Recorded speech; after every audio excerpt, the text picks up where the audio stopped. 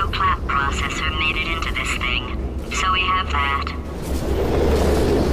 Since it doesn't look like we're going anywhere, well, we are going somewhere, alarmingly fast actually. But since we're not busy other than that, here's a couple of facts. He's not just a regular moron. He's the product of the greatest minds of a generation, working together with the express purpose of building the dumbest moron who ever lived. And you just put him in charge of the entire facility. Good, that's still working. Hey, just in case this pit isn't actually bottomless, do you think maybe you could unstrap one of those long fall boots of yours and shove me into it? Just remember to land on one foot.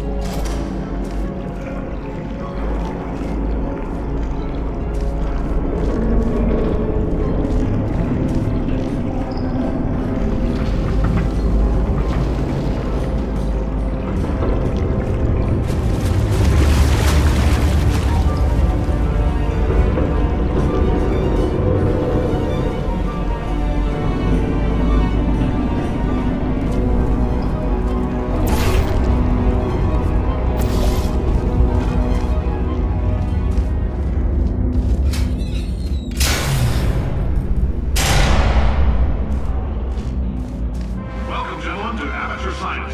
Astronauts, war heroes, Olympians, you're here because we want the best. And you are it. So, who is ready to make some science? I am. Now, you already met one another on the limo ride over, so let me introduce myself. I'm Cave Johnson. I own the place. That eager voice you heard is the lovely Carolyn, my assistant. Rest assured, she has transferred your honorarium to the charitable organization of your choice. Isn't that right, Carolyn? Yes, sir, Mr. Johnson. She's the backbone of this facility. Pretty as a postcard, too. Sorry, fellas. She's married. To science.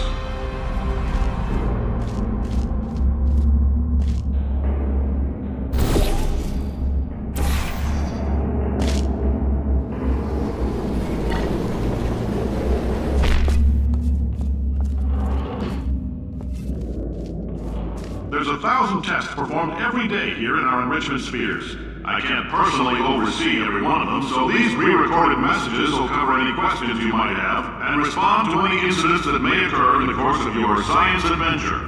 Your test assignment will vary depending on the manner in which you have bent the world to your will. Those of you helping us test the repulsion gel today, just follow the blue line on the floor. Those of you who volunteered to be injected with praying mantis DNA, I've got some good news and some bad news. Bad news is we're postponing those tests indefinitely. Good news is we've got a much better test for you. Fighting an army of mantis men. Pick up a rifle and follow the yellow line. You'll know when the test starts.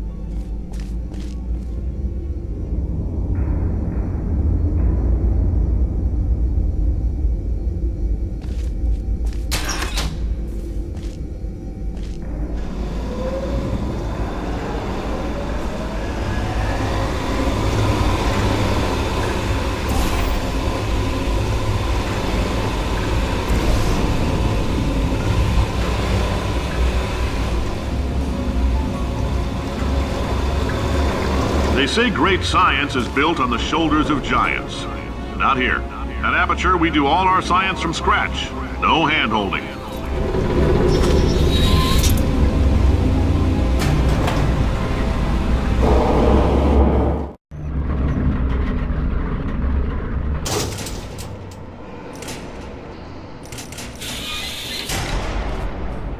All right, let's get started. This first test involves something the lab boys call repulsion gel. You're not part of the control group, by the way. You get the gel. Last poor son of a gun got blue paint. All joking aside, that did happen. Broke every bone in his legs. Tragic, but informative. Or so I'm told.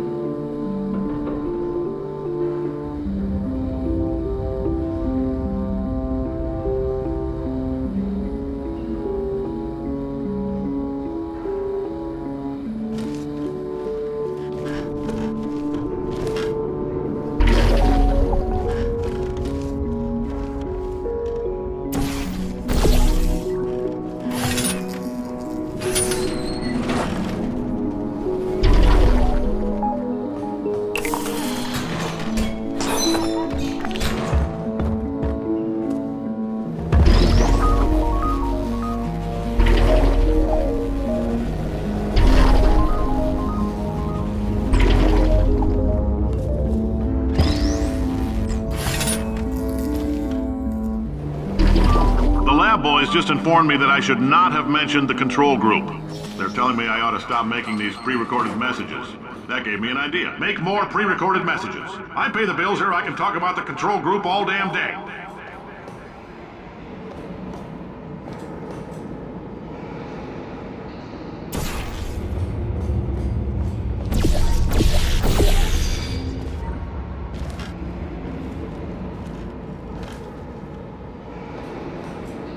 For this next test, we put nanoparticles in the gel.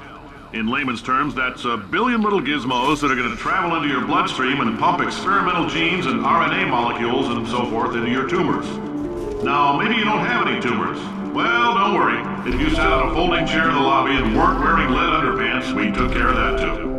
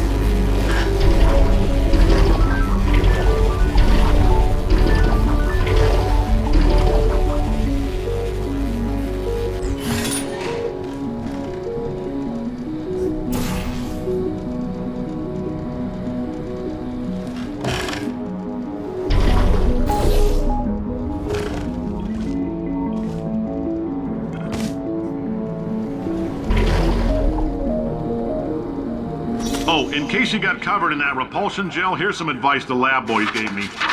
Do not get covered in the repulsion gel. We haven't entirely nailed down what element it is yet, but I'll tell you this, it's a lively one, and it does not like the human skeleton.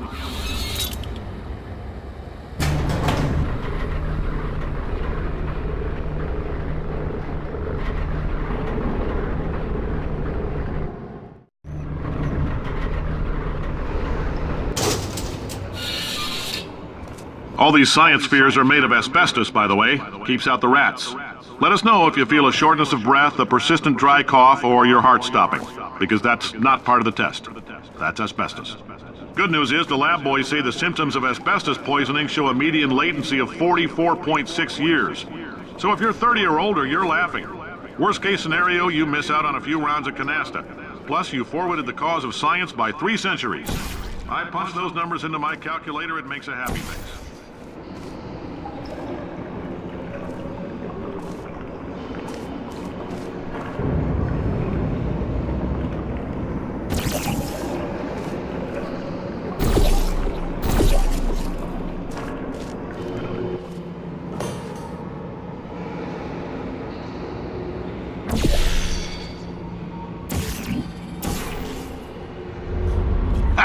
I like your style. You make up your own rules, just like me. Bean Counter said I couldn't fire a man just for being in a wheelchair. Did it anyway. Ramps are expensive.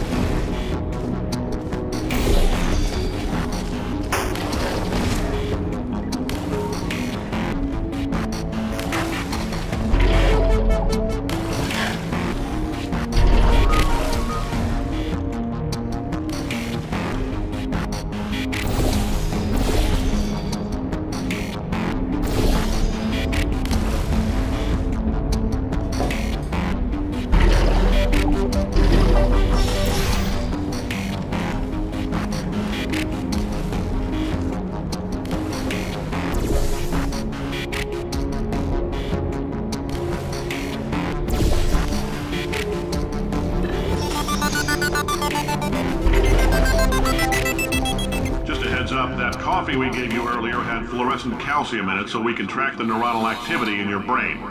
There's a slight chance the calcium could harden and vitrify your frontal lobe. Anyway, don't stress yourself thinking about it. I'm serious. Visualizing the scenario while under stress actually triggers the reaction.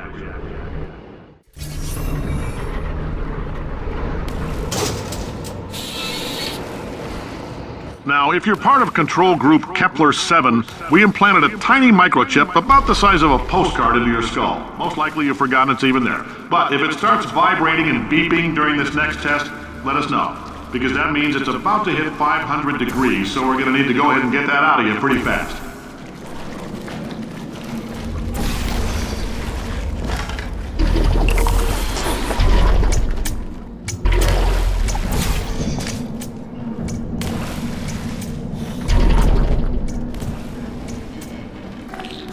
Telling them, keep your pants on. All right, this next test may involve trace amounts of time travel. So, word of advice, if you meet yourself on the testing track, don't make eye contact. Lab boys tell me that'll wipe out time. Entirely. Forward and backward. So, do both of yourselves a favor and just let that handsome devil go about his business.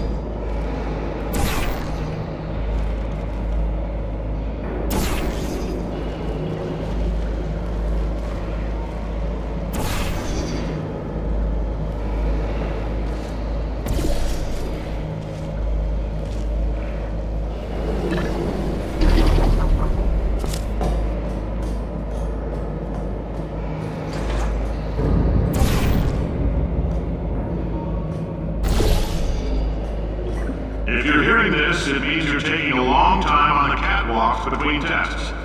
The lab boys say that might be a fear reaction. I'm no psychiatrist, but coming from a bunch of eggheads who wouldn't recognize the thrill of danger if it walked up and snapped their little pink bras, that sounds like projection. They didn't fly into space, storm a beach, or bring back the gold. No, sir, we did. It's you and me against the world, son. I like your grit. Hustle could use some work, though. Now let's solve this thing.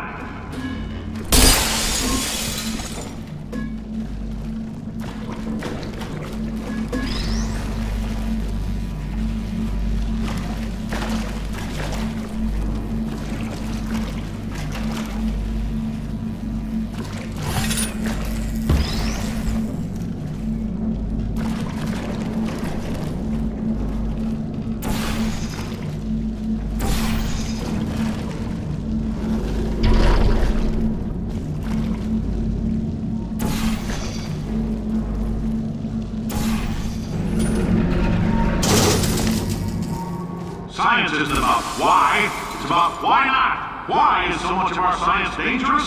Why not marry safe science if you love it so much? In fact, why not invent a special safety door that won't hit you on the butt on the way out because you are fired? Now you test subject, you're doing fine. Yes, you, box your stuff, out the front door, parking lot, car, goodbye.